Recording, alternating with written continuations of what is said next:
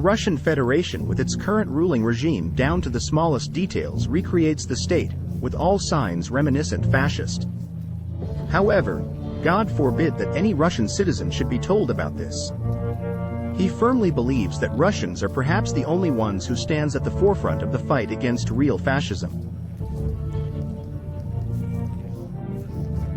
And this belief reflects the consequences of propaganda that dates back to Soviet past. After all, since Stalin's times, it has become a tradition to call all our ideological and political opponents by fascists. Whoever calls you names is called that, Vladimir said recently Putin in response to the US president calling him a killer. Exactly, Vladimir. Whoever has been calling Ukrainians fascists for 7 years is himself a fascist and is. Although in relation to Russia it would be more accurate to use another term, racism, inheriting the very essence of fascism, although not one to the same. What is racism? A term widely used since 2008, when Russia invaded Georgia, and received even wider use in 2014, after Russian attacks on Ukraine, Crimea and Donbass. Racism is a type of totalitarian fascist ideology, a symbiosis of the basic principles of fascism and Stalinism. The term in one of its meanings denotes barbaric geopolitics. Russian Federation aimed at occupation and annexation of territories other states with the supposedly noble goal of collecting lands Russians. The variety of racism, Russianism, was first mentioned in 1958, in the memoirs of Byloya and the Duma of the Russian philosopher Alexander Herzen, in a slightly narrower sense, extremist Russophilia.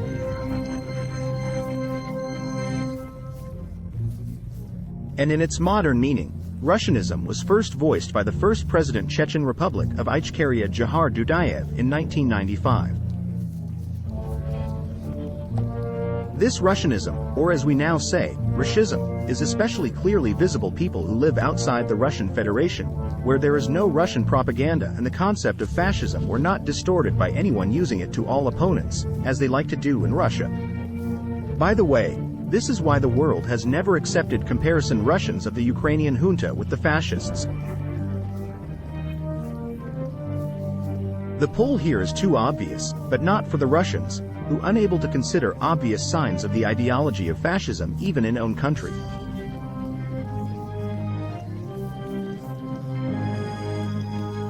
Writers, scientists and thinkers of the 20th century formulated in their works signs characteristic of a fascist regime. Italian writer Umberto Eco back in 1995 compiled a list of 14 signs of eternal fascism. Anyone can run their country through this list to understand whether she has plunged into a dark time. If a society exhibits 6-7 signs from this list, then it's close to the onset of fascism. Then everything will roll like a snowball. This is exactly what is happening now in Russia, where characteristic features of the fascist minimum. Highlighted by British political scientist Roger Griffin. However, let's not beat around the bush and dive deeply into scientific treatises. In order to show that Russia is on the path to creating fascist state, it is enough to use simple and accessible sources, Wikipedia and other educational sites, and exclusively Russian ones.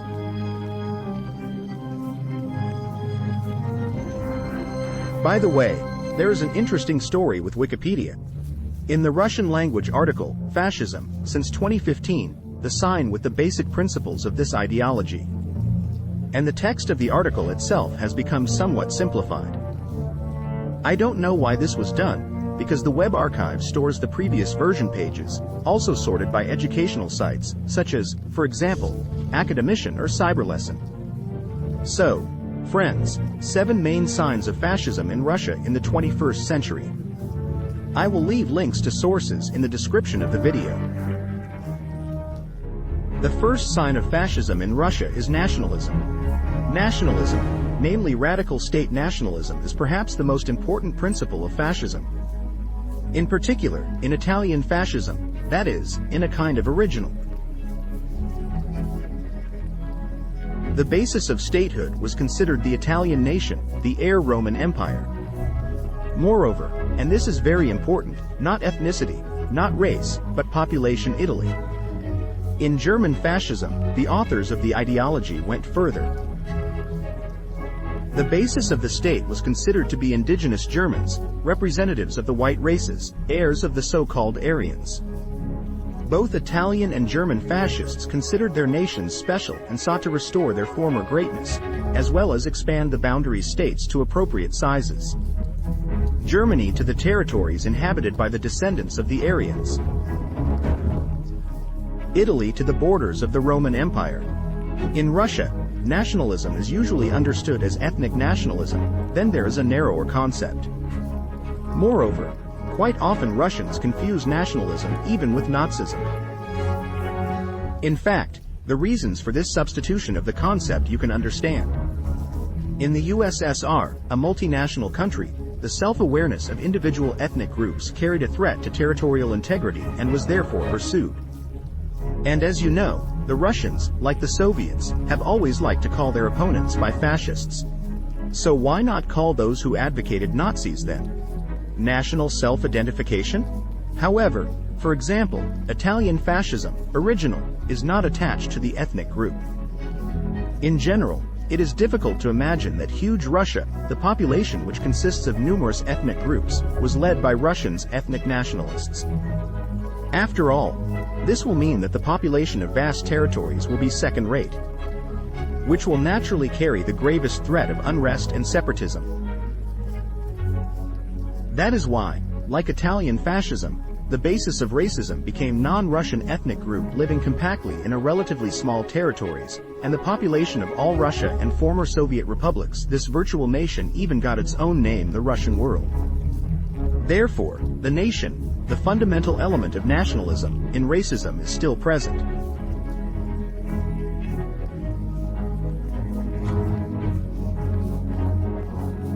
And, as is customary in state nationalism, it is in this form nationalism, which is one of the basic principles of fascism. The interests of the nation, that is, the Russian world, in the Russian Federation are placed above the interests of the individual. That is, the population. That's why Russians are asked to endure sanctions and other consequences. Russia's aggressive foreign policy.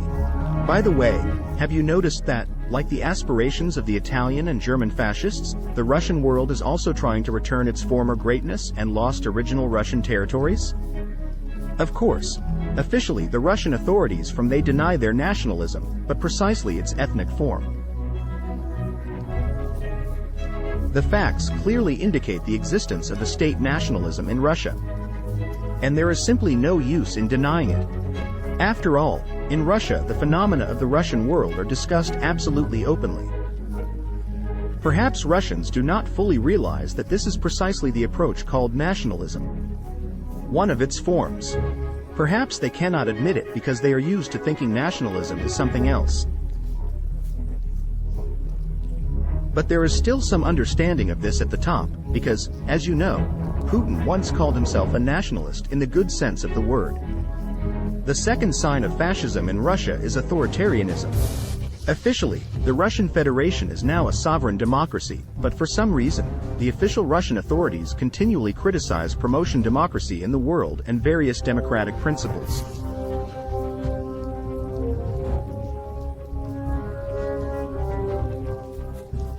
Various experts, not only Western ones, attribute the current political regime in Russia to the so-called imitative democracies, that is, to an authoritarian form of government that only imitates democracy. Sure, you don't have to trust the experts, but then let's look at main signs of authoritarianism. Firstly, it is the presence of an unconditional leader. Do I need to say who this is in the Russian Federation?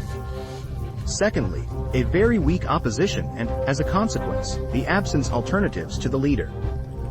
Many Russians believe that the opposition is weak in itself, and I didn't do this. But authoritarianism is precisely characterized by oppression opposition. Do I need to remind you what is happening to her in Russia now? In general, the absence of normal opposition is a situation practically unrealistic in a healthy society. Among the other signs of authoritarianism include a long period of stay the leader in power and the dominant political party. Both occur in the Russian Federation.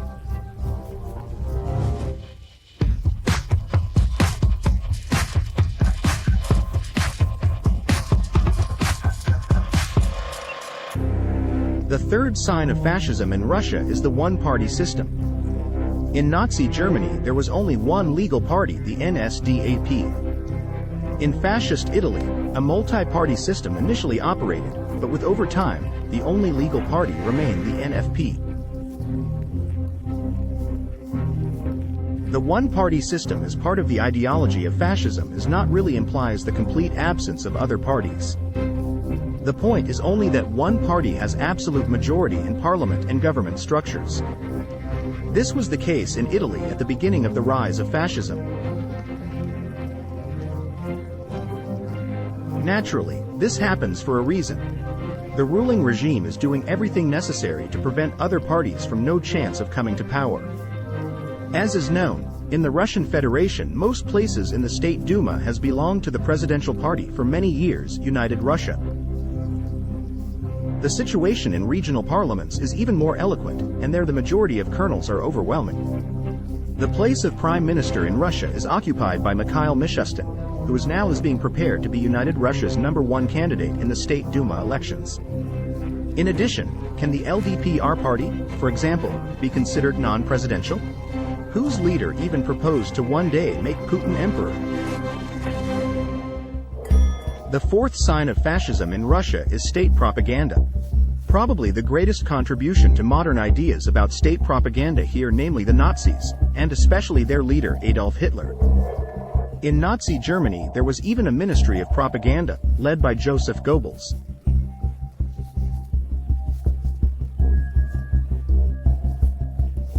In Russia, propaganda is not just distortion of facts, suppression, focusing on details, lying, and so on. But, more importantly, manipulation that has a specific purpose. In a fascist state, effective propaganda requires development a centralized plan that would determine what theses and techniques use manipulations. To do this, all media in such a state must directly or indirectly controlled by the authorities. This happens in Russia, and Russians even manage to openly do it. Be proud. Further, all independent media, that is, those who do not participate in propaganda, must either be closed or discredited. This is also the case in Russia. The media either cannot obtain registration, office, etc., or continue to work with the incriminating mark of a foreign agent, or simply are declared to be unauthoritative. In addition, propagandists should not bear any punishment for their lies and manipulation, otherwise who would want to do this? In addition to the above, Russian propaganda is already well known and a phenomenon recognized in the world, although denied in the Russian Federation itself. Moreover, many Russians understand perfectly well that in Russia there is propaganda, but justify its use, for example, by claiming that it supposedly should be in every state. The fifth sign of fascism in Russia is militarism. Putin's Russia has long before the war unleashed by the Russians in Ukraine, pays special attention to the continuous improvement of its armed forces. This is accompanied by propaganda Russian campaign in Russian media, the purpose of which is to boast of a new weapons and demonstrate their supposed military power.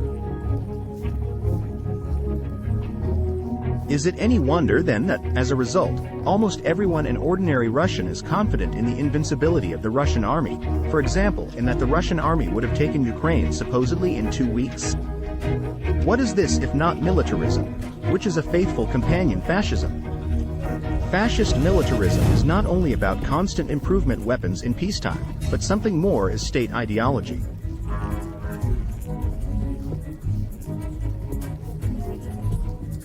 This ideology also includes a justification for the need to increase military power. In Russia, the concept is used as a similar justification external enemy. This, by the way, is also a sign of fascism, which we will discuss below. Also, fascist militarism is characterized by the fact that it allows use of military force to solve external and internal problems.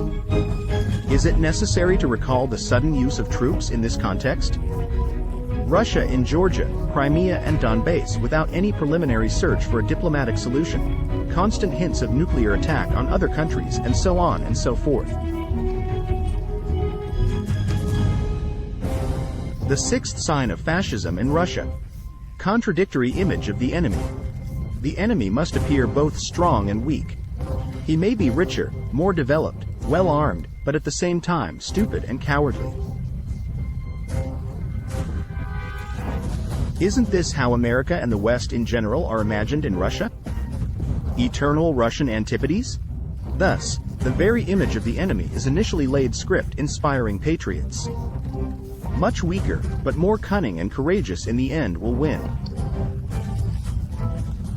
By believing in this image, people will understand the seriousness threats, but at the same time they are not too afraid of the enemy, because they believe in inevitable victory. Umberto Eco, by the way, argued that all fascist regimes are doomed to defeat in wars, precisely because of one's inability to objectively assess the enemy's power.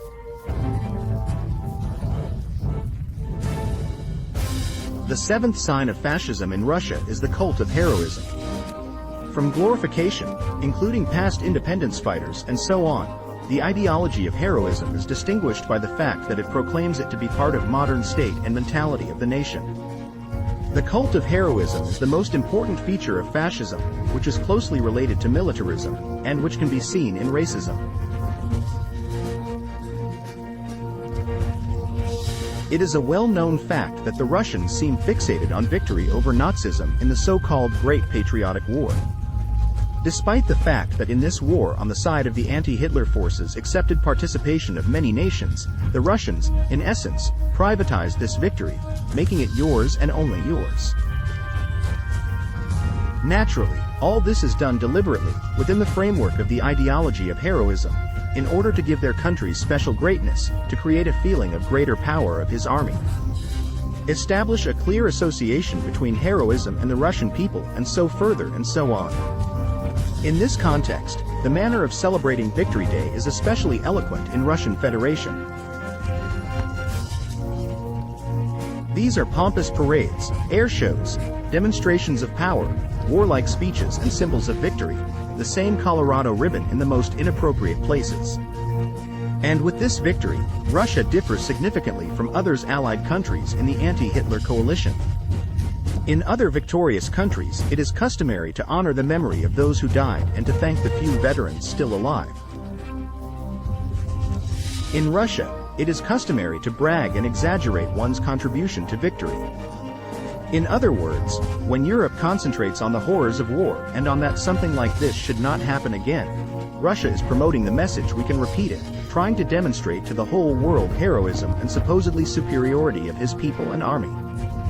Is it any wonder that racists want to repeat the feat of their grandfathers? Where this is completely inappropriate, and is more reminiscent of the feat of the German grandfathers. This is the ideology of state heroism. Umberto Eco also connects the cult of heroism as a criterion of fascism with cult of heroic death. In this context, the action speaks very eloquently and for itself a mortal regimen. In addition to the above, it is worth noting that racism is a separate type of fascism and should not inherit absolutely all of its principles. There are already enough of them in racism to confidently attribute it to fascist ideology. All fascist regimes are characterized by hypertrophied and conceptual a well-founded sense of national superiority over other nations, which in Putin's Russia is expressed in opposition to the Russian Orthodox Slavic spirituality, Western materialism and consumerism. And the idea of older and younger Slavic brothers is generally a classic example of Russian national chauvinism. Russian Orthodox priests sing in unison with propagandists' churches.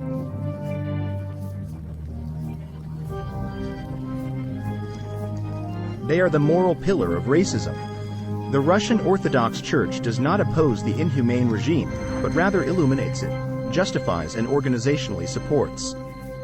Moreover, only the Russian Orthodox Church with their ideology is the only truly canonical church in Russia Federation. One of the signs of fascism, belief in the messianic historical role of one's people. Among Russians, it manifests itself in the idea of the Third Rome and the revival mythical Hyperborea as the ancestral home of the Slavs.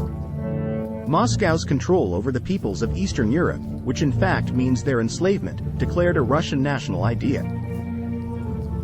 Russian imperial missionary ISM perfectly combined with the desire to restore the USSR and end the independence of free neighboring countries in the name of strengthening Russia for further geopolitical confrontation and war with Western civilization.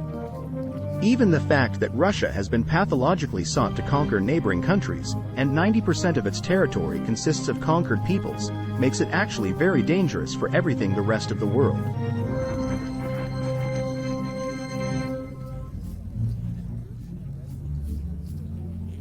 Fascizm is an ideology based on the myth of victory in the Great Patriotic War. This is precisely what gives the moral right to further violence against the one whom it is profitable for Russians to call fascists in this period time.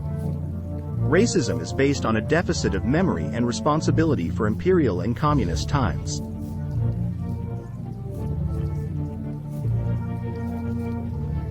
Goebbels' propaganda practice imposes on modern Russia censored pictures of the past. Latest films about Gitka commissioned by the Russian Federal Agency for Culture and Cinematography are motivators to destroy the mythical enemy. Let's be honest, the Kremlin is preparing people for war. But in fact, there is nothing more to add, because more has been said how. The Russian Federation with its current ruling regime down to the smallest recreates the fascist state in detail. For which I congratulate dear Russians.